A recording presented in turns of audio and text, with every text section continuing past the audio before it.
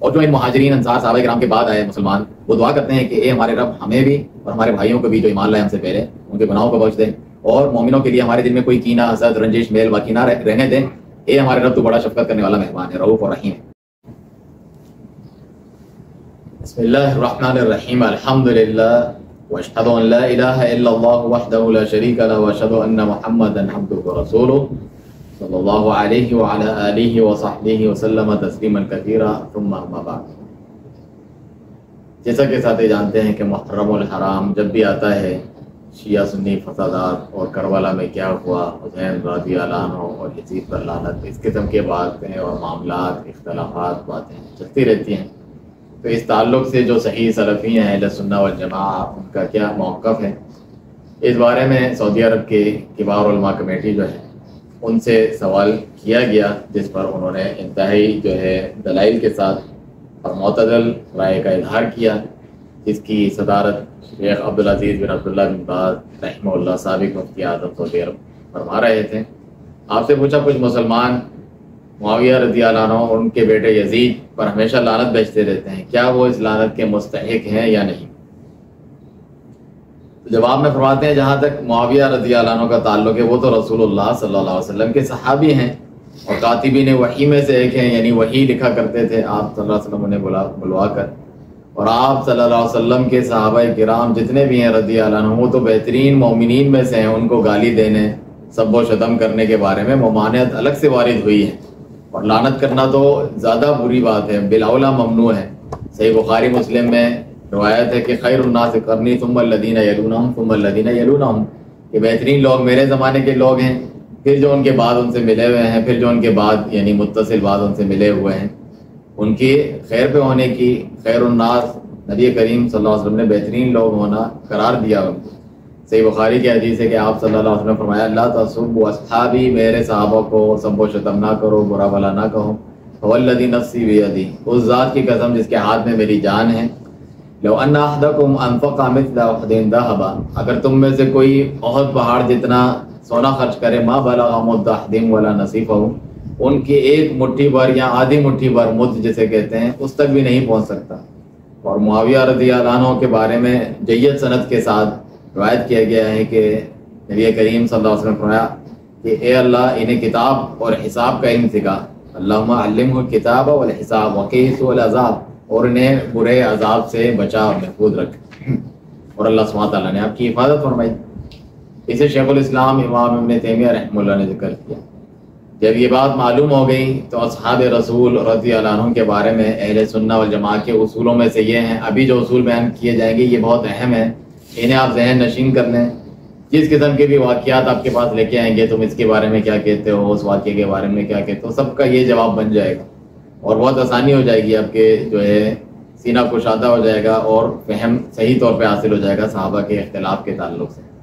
تو یہ عام قاعدے ہیں۔ نمبر ایک، جس نے اصحاب رسول اللہ رضی اللہ عنہ میں سے کسی ایک پر لعنت کی، خواہ وہ معاویہ رضی اللہ عنہ یا کوئی اور، مسلمانوں کا اتفاق ہے کہ وہ سنگین سزا کا مستحق ہے۔ البتہ اس میں اختلاف ہے کہ اسے قتل کیا جائے یا پھر کوئی اور سزا دی جائے، لیکن ہے وہ گنہگار۔ دوسری بات یہ کہ مسلمانوں کی دل اور زبان صحابہ کرام رضی اللہ عنہ کے بارے میں پاک رہنے چاہیے، جیسا کہ اللہ تعالیٰ نے اپنے فرمان میں ذکر کیا والذین جاءوا من بعدهم یقولون ربنا اغفر لنا ولاخواننا الذین سبقونا بالایمان ولا تجعل فی قلوبنا غلا للذین آمنوا ربنا انک رؤوف رحیم، سورۃ الحشر میں۔ اور جو ان مہاجرین انصار صحابہ کرام کے بعد آئے مسلمان، وہ دعا کرتے ہیں کہ اے ہمارے رب ہمیں بھی اور ہمارے بھائیوں کو بھی جو ایمان لائے ہم سے پہلے، ان کے گناہوں کو بخش دیں، اور مومنوں کے لیے ہمارے دل میں کوئی کینہ، حسد، رنجش، میل باقی نہ رہنے دیں، اے ہمارے رب تو بڑا شفقت کرنے والا مہربان ہے، رؤوف اور رحیم ہے۔ تیسری بات یہ کہ اہل سنہ والجماعہ کہتے ہیں کہ بلا شبہ جو آثار ان کے برائیوں میں مروی ہے، لوگ یہی بتاتے ہیں نا اس حدیث کے بارے میں کیا ہے کہ معاویہ ایک باغی گروہ جو ہے علی رضی اللہ عنہ کے خلاف نکلے گا، فلاں کے بارے میں کیا ہے عمار کو یہ قتل کریں گے۔ آئے دن جو ہے مختلف احادیث کو وہ ایشو بناتے ہیں، اچھالتے ہیں، عام لوگوں کے ذہن میں ڈالتے ہیں۔ تو بلا شبہ جو آثار احادیث ان کے بارے میں آئی ہیں، جن میں کچھ برائیاں ذکر اگر ہوئی بھی ہیں، وہ کچھ تو ہیں کہ محض جھوٹ ہے، شیعوں نے گڑھی ہوئی ہیں، اور کچھ صحیح ہیں مگر اس میں کمی زیادتی کر کے اس کا کانٹیکسٹ اور صحیح منظر چینج کر دیا گیا ہے جس سے کچھ اور نظر آتا ہے. جس طرح آج کے میڈیا کے دور میں اس طرح ہوتا ہے. مثلا یہودی کچھ کرتے ہیں دکھاتے کچھ ہیں، یا میڈیا کچھ اور دکھاتا ہے، اصل میں پیچھے کچھ اور ہوتا ہے. یہ تو ممکن ہے، منافقین اس وقت بھی موجود تھے، انہوں نے یہ کیا. اور ان میں سے جو صحیح بھی ہیں چلے مان لیتے ہیں تو اس میں وہ معذور ہیں، یعنی اللہ کے یہاں ان کا عذر ہے. اب وہ مجتہد ہیں، یعنی علماء کے درجے پر ہیں. اس کے بارے میں حدیث ہے اگر مجتہد کو اجتہاد کرتا ہے وہ نیکی چاہتا ہے لیکن وہ صحیح بات تک پہنچ نہیں پاتا اور جو ہے غلط فیصلہ کر لیتا ہے، اس کو ایک اجر ملے گا. جو صحیح فیصلہ کرتا ہے اس کو ڈبل اجر ملے گا، لیکن اجر تو دونوں کو ملے گا اور مغفرت اس کے جو ہے غلطی معاف ہے، غلطی تو پھر بھی نہیں ہے. اس کے باوجود ہمارا یہ عقیدہ ہے، شیعوں کا یہ عقیدہ ہے کہ ائمہ معصومین ہیں نبیوں کی طرح، یعنی ان سے خطا نہیں ہو سکتی. ہم تو کہتے ہیں کہ وہ انسان ہے، غلطی خطا گناہ ان سے ہو سکتا ہے، صغیرہ بھی کبیرہ بھی. ہم نے تو کہا بھی نہیں ہے کہ وہ معصوم الخطا ہیں، بلکہ ان سے گناہ سرزد ہو سکتے ہیں، لیکن ان کے ایسی چیزیں ہیں جس کی وجہ سے وہ بخش دیے جاتے ہیں. کتنے سارے ان کے پاس ایسے اسباب ہیں جو ہمارے پاس نہیں ہیں جس کی وجہ سے گناہ بخش دیے جاتے ہیں، اور بہت کم ہوتے ہیں ان کی نیکیوں کے مقابلے. اسلام میں سبقت، پہلے اسلام لے کر رہے نبی کی صحبت، ایسی نیکیاں اور فضائل نے کہ ان میں سے ان سے کچھ برائی ہو بھی گئی تو ان کی خطاؤں کو بخشنے کے لیے کافی ہے، باعث ہے اس کا. اور جو اس کے بعد آنے والے لوگوں کو یہ چیزیں حاصل نہیں ہیں. جس طرح بھی حدیث سنی کہ ان کی مٹھی جو ہے ہمارے اور پہاڑ کے برابر بھی نہیں، کیونکہ ان کے پاس جس طرح آپ سنتے ہیں کہ عثمان رضی اللہ عنہ جو ہیں ان کو نبی کریم صلی اللہ علیہ وسلم نے کیا فرمایا کہ جب آپ نے اللہ کی راہ میں مال لٹایا کہ عثمان کو کوئی نقصان ہی نہیں، ما ضر عثمان ما عمل بعد اليوم، آج کے بعد اگر وہ کوئی عمل کرتا بھی نہیں ہے پھر بھی جنتی ہو چکا. لیکن وہ اتنے اچھے تھے کہ اس کے بعد اور زیادہ عمل کرتے تھے اور گناہوں سے بچتے تھے، لیکن معلوم تھا اللہ کی طرف سے نبی کو کہ وہ اب ایسا اس درجے پہ پہنچ چکے ہیں. تو ایسوں کے بارے میں بات کرنا ہے، اس سے کوئی کمی کوتاہی ہوگی وہ تو پہلے ہی بخشائے، یعنی اتنے درجے پر فائز لوگ ہیں جو عام لوگ نہیں ہوتے. اور رسول اللہ صلی اللہ علیہ وسلم اس کا لحاظ فرمایا کرتے تھے. جس طرح ابوبکر صدیق رضی اللہ عنہ سے بھی جو ہے کبھی غصہ کسی صحابی پہ ہو گیا، عمر الخطاب آپس میں کوئی لڑائی ہو گئی تو وہ نبی سے سفارش کرواتے کہ ان سے کہیں کہ مجھ سے راضی ہو جائیں. تو آپ صلی اللہ علیہ وسلم کبھی غصے میں آتے کہ میرے سب سے قریبی ساتھی کو میری وجہ سے نہیں چھوڑ سکتے اگر کچھ ہو بھی گئے. تو یہ چیزیں اپنے سامنے رکھنی چاہیے. آگے فرماتی ہے فتویٰ کمیٹی سعودی عرب، اور یہ کہ رسول اللہ صلی اللہ علیہ وسلم کے اس فرمان سے ثابت ہے کہ وہ خیر القرون بہترین لوگ ہیں، اور ان میں سے کسی کا مٹھی بھر خیرات کرنا اور پہاڑ کے برابر بھی نہیں ہمارے جتنے کے. پھر اگر ان میں سے کسی ایک سے کوئی گناہ سرزد ہو بھی گیا تو یقیناً اس سے توبہ کر چکا ہوگا، اس نے ذہن رکھو توبہ کر چکا ہوگا. اور ندامت والے باتیں بھی ثابت ہیں کہ آپس میں لڑائی کے بعد اور ایسی نیکیاں کی ہوں گی جو اسے مٹا چکی ہوں گی، یا اس کو اسلام کی جانب سبقت کرنے کے سبب بخش دیا گیا ہوگا. جس طرح ایک صحابی جو حاتب ابن ابی بلتہ کا قصہ میں آپ کو سناتا ہوں رضی اللہ عنہ، سورہ ممتحنہ کے شروع میں، کہ مومنوں کا جو ہے کافروں کو تم پیغام کیوں بھیجتے ہو کہ نبی حملہ کرنے والے ہیں، تاکہ وہ پہلے ہی احتیاط کر لیں. انہوں نے اپنے خاندان والوں کو بچانے کے لیے کیا تھا، نیت یہ نہیں تھی کہ اسلام جو ہے مغلوب ہو جائے. تو عمر خطاب نے بھی جو ہے غصے میں کہا تھا منافق کے گردن اڑا دوں، یعنی ایسے اختلاف ہوتے تھے. تو آپ صلی اللہ علیہ وسلم نے روک دیا کہ یہ تو بدر میں شریک ہوئے، بدر کے میں جو شریک ہوئے تھے اسلام میں سبقت کا یہ یعنی فائدہ انہیں حاصل ہوا کہ اللہ سبحانہ تعالیٰ نے خود جھانک کر خوش ہو کے کہا کہ میں تمہیں بخش چکا ہوں اور تم سب سے راضی ہو چکا ہوں. یعنی اتنے عظیم اس کی نیکی تھی جس کے مقابلے میں یہ جو ایک اس سے غلطی ہوئی ہے وہ معاف کر دی گئی ہے. یہ یعنی اصول دے رہے ہیں ہمیں نبی صلی اللہ علیہ وسلم کے ایسے لوگوں کے ساتھ یہ سلوک کے مستحق ہیں. تو ہم یقین رکھتے ہیں کہ انہوں نے نیکی کی ہوگی اور ان کو بخش دیا گیا ہے، سبقت کی ہے. اور نبی صلی اللہ علیہ وسلم کی شفاعت بھی تو برحق ہے قیامت کے دن، جو عام مومنوں کو بھی ملنی ہے توحید والوں کو. تو یہ تو سر فہرست ہوں گے صحابہ کرام جن کو ملنی ہے آپ کی صحبت یا شفاعت، وہ مل جائے گی. کتنے سارے اسباب ہیں، سب سے زیادہ حقدار یہ لوگ ہیں. یا دنیا میں کسی آزمائش میں مبتلا کر دیے گئے، جس طرح حدیث میں مومن کو کوئی ایک کانٹا بھی چبھتا ہے اس کے گناہ بخش دیے جاتے ہیں، اور صحابہ تو اس سے بھی زیادہ افضل ہیں. کتنی آزمائشوں میں قتل و غارت میں وہ پڑے تو اس کی وجہ سے وہ بخش دی گئی ہوگی. اور ایسا ان گناہوں کے لیے جو حقیقت میں کوئی گناہ ہو تو پھر ان کے یہ کفارہ ہے جو ابھی ہم نے ذکر کیا. جو گناہ ہی نہ ہو،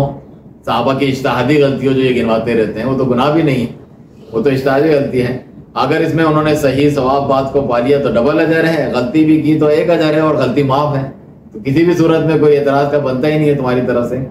پھر غلطیوں کی وہ مقدار جس کے بارے میں ان سے بعض پر جو ہے نکیر کی جاتی ہے، یعنی انہیں برا کہا جاتا ہے یا ان پر جو ہے تان کیا جاتا ہے یا تنقید کی جاتی ہے، بہت قلیل کم ہے. ان کے فضائل بہت زیادہ ہیں. اللہ اور اس کے رسول صلی اللہ علیہ وسلم پر سب سے پہلے ایمان لانا، اس کی راہ میں جہاد، ہجرت، گھر بار چھوڑ دینا، ان کی نصرت کرنا، علم حاصل کرنا، ڈائریکٹ نبی صلی اللہ علیہ وسلم پر اس پر عمل کرنا، ایسے ایسے محاسن ہیں کہ سمندر کی طرح جس میں یہ چھوٹی موٹی برائیاں اگر ہوں بھی وہ غرق ہو کے ختم ہو جاتی ہیں۔ نمبر 4، اور اہل سنت والجماعت سلفی جو سید عقیدے والے کہتے ہیں کہ صحابہ کے معاملے میں میانہ روی اور اعتدال واجب ہیں، اور ان کے مابین جو مشاجرات کہتے ہیں اختلافات یا جھگڑے جو ان کے ہوئے، ان میں زبان کو قابو میں رکھنا چاہیے۔ ہمیں یہ نہیں کہنا چاہیے کہ ایک گروہ معصوم ہے اور دوسرا گنہگار ہے، تم جج بننے کی ضرورت نہیں ہے ان کے درمیان۔ اللہ سبحانہ تعالیٰ جانے اور ان کا معاملہ جانے، جیسا کہ اہل بدعت شیعہ اور خوارج کرتے ہیں، جنہوں نے ان دونوں گروہوں میں سے مبالغہ آرائی کی، ایک گروہ کو معصوم قرار دیا اور دوسرے کو گنہگار ٹھہرایا، اور اس طرح ان میں بدعت نے جنم لیا۔ اس کے بعد سے اسی باتیں کرنے سے جو آج بھی کرتے ہیں لوگ، اسی سے بدعت جنم لیتی ہیں بعد میں۔ تو انہوں نے اپنے جو سلف صالحین ہیں ان کو برا بھلا کہنا شروع کر دیا، بلکہ چند ایک کو چھوڑ کے سب کو فاسق، فاجر، غاصب، لوگوں کا حق کھانے والے، لڑنے والے قرار دیا۔ اور خوارج نے تو علی اور عثمان رضی اللہ عنہما کو کافر تک قرار دیا، اور ان کو قتل کو جائز قرار دیا، اور قتل کر بھی دیا ان کو، یعنی شہید کر دیا۔ تو یہی وہ لوگ ہیں جن کے بارے میں نبی صلی اللہ علیہ وسلم نے فرمایا کہ تمرق مارقۃ عند فرقۃ من المسلمین، مسلمانوں میں جب یہ اختلاف ہو رہا ہوگا تو ایک الگ تیسرا گروہ نکلے گا فتنہ مچانے کے لیے، یقتلها اول الطائفتین بالحق کی، ان جو نکلے گا مسلمانوں کی آپس جھگڑے کے بیچ میں ایک تیسرا گروہ نکلے گا جو خارجی تھے، ان سے وہ گروہ لڑے گا ان دونوں مسلمانوں کے گروہوں میں سے جو حق کے زیادہ قریب ہوگا۔ چنانچہ علی رضی اللہ عنہ نے خوارج کے خلاف جنگ کی، کیونکہ نبی صلی اللہ علیہ وسلم نے کہا تھا ایسے لوگ آئیں گے، بڑے عبادت گزار وغیرہ ہوں گے اور مسلمانوں کو کافر کرا دیں گے، تم ان کے خلاف لڑنا۔ تو آپ نے ان کے خلاف جنگ کی تو آپ زیادہ حق کے قریب تھے، یہ نہیں کہ معاویہ رضی اللہ عنہ والے باطل تھے۔ شیخ الاسلام ابن تیمیہ فرماتے ہیں اس حدیث میں بھی یہ حق کے زیادہ قریب ہوتے، وہ حق کے تھوڑا پیچھے تھے لیکن حق سے ہٹے ہوئے نہیں تھے۔ تو یہ اس کا مطلب ہے۔ تو انہوں نے ان کے خلاف قتال کیا، انہوں نے تو ان کی تکفیر بھی کی تھی، اور نبی کریم صلی اللہ علیہ وسلم نے اپنے جو نواسے تھے علی رضی اللہ عنہ کے بیٹے حسن رضی اللہ عنہ ان کی تعریف کی، حالانکہ وہ بھی خلیفہ تھے، علی کے بعد تو وہ خلیفہ تھے، یہ کہتے ہیں خلیفہ برحق تھے، ہم بھی کہتے ہیں۔ انہوں نے اپنی خلافت چھوڑ دی معاویہ رضی اللہ عنہ کے لیے، اور نبی اور یہ کوئی برا کام انہوں نے کیا، اگر معاویہ رضی اللہ عنہ اتنے برے تھے، ظالم اور جو ہے لعن طعن کے لائق تھے، تو وہ ایسا کام کیوں کرتے ہیں؟ نبی صلی اللہ علیہ وسلم نے اس کام پر ایڈوانس میں پہلے ہی ان کی تعریف فرما دی تھی۔ حسن رضی اللہ عنہ کی صحیح بخاری کی حدیث ہے کہ ان ابنی ھذا سید، میرا یہ بیٹا بڑا سردار اور سید ہے، وسیصلح اللہ بہ بین فئتین من المسلمین، ان قریب اللہ تعالیٰ اس کے ذریعے مسلمانوں کے دو گروہوں میں صلح کروا دے گا۔ اس کو عام الجماع کہتے ہیں، یعنی یہ جماعت کا مسلمانوں کا سال ہے کہ انہوں نے اپنی خلافت سے دستبردار ہو گئے، ان کو دے دیا کہ وہ زیادہ سیاسی امور کو اس وقت نمٹ سکتے تھے، تو انہیں یہ فضیلت حاصل کی۔ تو ان کے ذریعے شیعہ نے علی جو تھے یعنی ان کے گروہ والے، اور جو معاویہ رضی اللہ عنہ کے گروہ والے ساتھی تھے، ان کے درمیان صلح کروا دی، جو اس بات کی دلیل ہے کہ انہوں نے وہ کام کیا جو اللہ اور اس کے رسول صلی اللہ علیہ وسلم کو پسند تھا اور ہے۔ اور یہ کہ دونوں گروہ خوارج کی طرح نہیں ہے کہ جن کو قتل کرنے کا کہا اور ان کے قتل پہ بشارت دی، اور ان کے جو ہے اس کو نبی صلی اللہ علیہ وسلم نے ان کا نکلنا اچھا قرار نہیں دیا، خوارج کا ان کو قتل کرنے کو کہا، ان کی تو صلح کرانے کو ایک اچھی چیز قرار دیا۔ اس کا مطلب دونوں ہی صحیح تھے، دونوں اچھے تھے۔ اور یہ بھی ہے کہ علی رضی اللہ عنہ خوارج کے خلاف لڑنے میں تو بڑے پرعزم اور خوش تھے کہ میں ان کو گمراہوں کو قتل کر رہا ہوں نبی کے فرمان کے مطابق، اور یہ جہنم حاصل ہو رہے ہیں، اور ان کے ہاتھوں جو مارا جائے اس کے لیے بھی جنت کی بشارت ہے۔ لیکن صفین اور جمل کی جو لڑائیاں تھیں، جن میں عائشہ رضی اللہ عنہ، طلحہ، زبیر، اسی طرح معاویہ اور علی رضی اللہ عنہ کے آپس میں جو تھیں، اس پر وہ خوش نہیں تھے، بس اس فتنے میں ڈال دیا گیا۔ بیچ والے لوگوں نے غمگین تھے اور ان کو شدید صدمہ اور دکھ تھا، وہ دل سے یہ چیز نہیں چاہتے تھے دونوں طرف کے لوگ۔ یہ بھی ہوتا ہے، وہ تو لڑنے کے لیے گئے ہی نہیں تھے، مذاکرات کے لیے جاتے ہیں، جس طرح آج بھی ہوتا ہے، مذاکرات کے لیے جائیں، بیچ کے جو منافقین ہیں وہ کہیں ہمارا بانڈا پھوٹ جائے گا، بیچ میں ہی ایک ادھر جو ہے آگ پھینکو، ان کے گیپ میں ایک ادھر پھینکو، اس نے اس پر حملہ کر دیا، اعلان کرو، علی والوں نے حملہ کر دیا، وہاں اعلان کرو کہ جو ہے یہ زبیر، طلحہ والوں نے، معاویہ والوں نے حملہ کر دیا۔ تو اس طرح لڑاتے تھے وہ لوگ، وہ تو جنگ کرنے گئے ہی نہیں تھے۔ چنانچہ یہ جو دو گروہ ہیں ان کو ہم جو ہے بری قرار دیتے ہیں، ان کے جو مقتولین قتل ہوئے ان پہ رحم کا اظہار کرنا ہم پر واجب ہے، کیونکہ یہ متفقون علیہ امور میں سے ہیں کہ وہ صحابہ میں سے تھے، اور جو ہے ان پہ اختلاف جو ہے اجتہادی غلطی کی وجہ سے اور غلط فہمی پھیلائے جانے کی وجہ سے تھا۔ اور دوسری بات یہ ہے کہ ہر جو گروہ تھا فریق مومن ہے، قرآن نے خود اس کی گواہی دی ہے۔ لوگ کہتے ہیں یعنی صحابہ نبی کے تربیت یافتہ مومنین وہ کیسے آپس میں لڑ سکتے ہیں؟ یہ ممکن چیز ہے، قرآن میں ذکر ہے، حدیث تو دور کی بات میں لوگ کہیں کہ حدیث صحیح ہے ضعیف ہے، قرآن میں اللہ تعالیٰ ذکر کرتے ہیں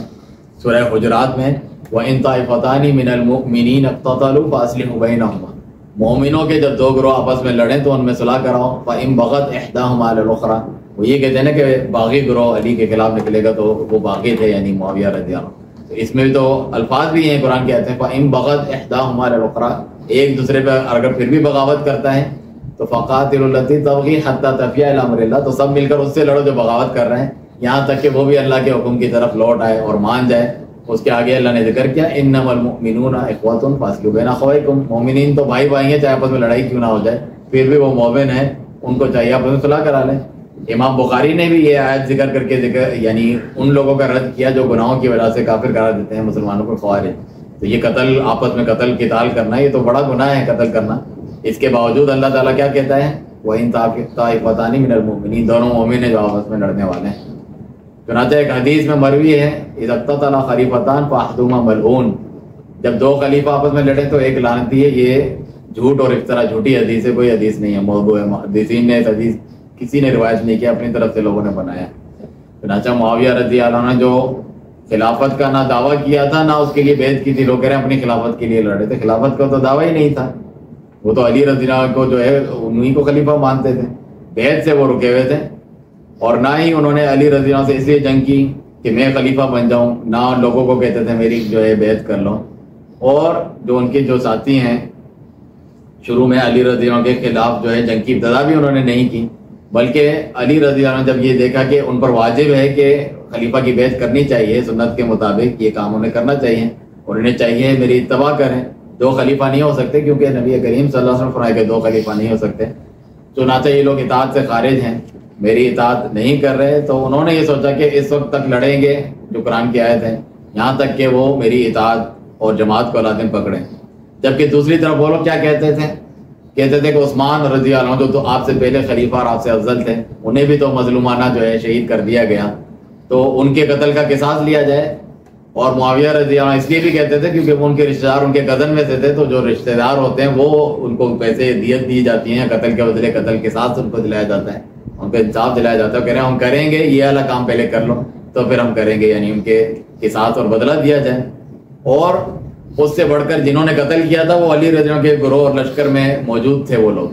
وہی لوگ, یہ سازشی لوگ جنہوں نے قتل کیا تھا. تو وہ کہتے ہیں آپ کے لشکر میں یہ لوگ موجود ہیں, ہم کیسے مطمئن ہو جائیں کہ ہم آئیں اور یہی ہمیں اور آپس میں ہم دونوں کو لڑا کے قتل کر دیں اور انصاف مل سکے. تو ان کے ساتھ پہلے کیا جائے. لیکن علی رضی اللہ عنہ خلیفہ تھے اور وہ سیاسی امور کو زیادہ بہتر سمجھتے تھے کہ ابھی ان کے خلاف کارروائی کرنی چاہیے یا نہیں کرنی چاہیے. بعد میں واقعی وہ لوگ دھوکے باز ثابت ہوئے, ان کے لیے بھی ان کے اولاد کے لیے بھی. تو البتہ جہاں تک یہ تو تھا معاویہ رضی اللہ عنہ کا معاملہ, تو یہ بالکل کلیئر ہے اور یہ اصول تمام صحابہ کرام پر جو اپلائی ہوتے ہیں, اور جو بھی آپ کے سامنے بات لے کر آئیں یہی چیز اس کے سامنے بیان کریں. جہاں تک یزید بن معاویہ کا تعلق ہے تو فرماتے ہیں کہ لوگ اس کے بارے میں دو طرف کوئی محبت کرتا ہے, کوئی نفرت جو ہے کافر قرار دیتا ہے, اور اعتدال میں بیچ والے لوگ بھی ہیں. تینوں میں سے جو درمیانہ اور معتدل قول ہے وہ یہ ہیں کہ بلا شبہ مسلمانوں کے بادشاہوں میں سے ایک بادشاہ تھا, اس کی کچھ نیکیاں ہیں اور برائیاں بھی ہیں, اور وہ تو پیدا ہی عثمان رضی اللہ عنہ کے دور میں تھا, کوئی صحابی تو نہیں تھا, کافر نہیں تھا. وہ تو دوسرے لوگ بھی کہتے ہیں کافر نہیں تھا, لیکن اس کی وجہ سے حسین رضی اللہ عنہ کا قتل واقع ہوا, اور اہل حرہ جو تھے مدینہ کے ان کے ساتھ جو کچھ ہوا, یعنی ادھر بھی قتل و غارت ہوئی, ان کے خلاف باقاعدہ آپریشن کیا ان کو مارنے کا. تو وہ نہ تو صحابی تھا کیونکہ انہوں نے بیعت اتار کے اس کی پھینک دی تھی ان واقعات کی وجہ سے, تو وہ نہ تو صحابی تھا اور نہ صالحین اولیاء اللہ میں سے تھا. شیخ الاسلام امام ابن تیمیہ فرماتے ہیں عام طور پہ اہل علم اور دانش جو ہیں اہل سنہ والجماعہ کا جو قول ہے یہ ہے کہ جہاں تک اس پر لعنت کا معاملہ ہے تو لوگوں میں تین گروہ ہیں. ایک گروہ اس پر لعنت کرتا ہے, ایک گروہ اس سے محبت کرتا ہے, اور ایک گروہ اس پر نہ لعنت کرتا ہے نہ محبت کرتا ہے. تو شیخ الاسلام تیمیہ فرماتے ہیں یہی بات امام احمد رحمہ اللہ سے بھی جو ہے منصوص ہے, یعنی ان سے نقل کی ہے, اور اسی پر ان کے ساتھی وغیرہ ہیں, اور تمام مسلمانوں میں سے جو اعتدال پسند ہو گئے اسی پر قائم ہیں. میانہ روی والا عقیدہ اس بارے میں اپناتے ہیں کہ اس سے ایسا فسق اور فجور ثابت نہیں جو اس پر لعنت کا متقاضی ہو کہ لعنت اس پہ کرتے رہو, اور کسی معین شخص کو فاسق و فاجر قرار دینے پہ لعنت سے بھی لوگ پرہیز کرتے ہیں, کیونکہ جو ہے لعنت حدیث میں ہے کہ جو لعنت کسی پہ بھیجے, یعنی ایک رزقی کام ہے, لعنت بھیجے اور اس کا مستحق نہیں ہے, تمہیں تو علم غیب نہیں ہے, پوری معلومات بھی نہیں ہے, تو پھر وہ تمہارے اوپر لوٹ کے آ جاتی ہے کیونکہ وہ اس کا مستحق نہیں ہے, تو کیوں یہ رزقی کام کرتے ہیں. चुनाचा सही बुखारी में उमर रज़ी अल्लाह से अब्दुल्ला बिन हिमार जो है, ये भी एक सहाबी थे, अब्दुल्ला बिन हिमार रज़ी अल्लाह अन्हु। उनका किस्सा मशहूर है, ये जो है शराब नोशी में हमेशा पकड़े जाते थे और उन पर हद भी लगती थी। हालांकि देखें साहबी रसूल है, उनसे गलती होती थी और उन पर जो है गुस्से में आके एक मरतबा लानत कर दी उन्होंने, लानत हो इसके ऊपर। कितनी मरतबा नबी के होते हुए जो ये हरकत करता है, फिर शर्म नहीं आती। तो आप ने मना किया इससे, हालांकि वो इस काम में मुलव्विस है। ला तलअनुहु फइन्नहु युहिब्बुल्लाह व रसूलहु, इसको लानत ना करो, मुझे पता है ये अल्लाह उसके रसूल से मोहब्बत करता है, लेकिन बशरी तकाज़े के तहत वो इस गुनाह में मुब्तला हो जाता है। चुनाचा नबी करीम सल्लल्लाहु अलैहि वसल्लम का ये भी फरमान है सही बुखारी मुस्लिम में, लानुल मुमिनीन कत्लिही, मुसलमान पर लानत करना उसके कत्ल की तरह है, जैसा कि उसको कत्ल कर दिया। तो इसी तरह से जैसे वईद यानी जो डरावा अल्लाह की तरफ से होता है, उसके जो नुसूस यानी आयतें और हदीसें होती हैं, वईद अल्लाह ने ये काम करेगा जहन्नम में, जो ये काम करेगा आग में, यतीमों का माल खाना आग में होगा, वो शख्स जिना करना, चोरी करना। तो इसके लिए हम कहते हैं कि ऐसे ऐसे काम करने वाले पर अल्लाह ने लानत की है और जहन्नम की वही सुनाई है। लेकिन फिलहाल नाम लेके कि ये भी जहन्नमी, इस पर भी लानत है, वो हम नहीं कहते हैं। और भी चीज़ें हो सकती हैं, वो तौबा कर सकता है और मुख्तलिफ जो है उज़ुर हो सकते हैं। चुनाचा उस चीज़ में कोई चीज़ रुकावट हो सकती है जिसकी वजह से मसलन तौबा कर ले, नेकियां उसकी ज़्यादा हों उसके गुनाहों से, हमें ये कोई हक नहीं है किसी का फैसला करें। तो ये भी हो सकता है कि आने वाली मुसीबतें उसके गुनाहों का कफ़ारा बन जाएं, या फिर उसके हक में शफाअत कबूल हो जाए, या उसके अलावा जो है गुनाह के कफ़ारे की बहुत सारी सूरतें, जिस तरह जो हद लगती है दुनिया में किसी जो है चोर को, जानी को, कातिल को, हदीस में है कि वो उसका कफ़ारा बन जाती है, फिर आखिरत में दोबारा उसको आज़ाब नहीं होगा, वो जो है नादे में सच्चे दिल से उसको लग गई। उसके अलावा दुनिया में मुसीबतें आती हैं इंसानों पर। तो ये थी इसे सब्बो शतम और लानत से मना करने के बारे में वजाहत। जहाँ तक मामला है इससे मोहब्बत तक करने का, मैं यजीद से मोहब्बत नहीं करता,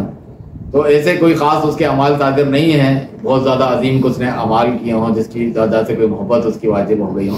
लिहाजा बाकी यही रह जाता है कि वो दीगर बादशाहों सुल्तानों की तरह एक बादशाह था,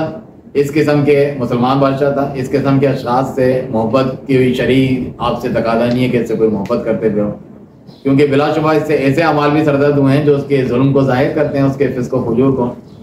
जैसा कि जो बातें सीरत में उसकी अपनी सीरत से कुछ जिक्र की जाती हैं, कुछ में बढ़ा दिया जाता है। या हुसैन रज़ी अल्लाह का कत्ल तो हुआ ना उसके होते हुए, और अहले हर्रा के साथ जो उसने किया बाद में, जिन्होंने बेत तोड़ी थी, कत्ल वगैरह साहबा और उनकी औलाद भी थी उन्होंने,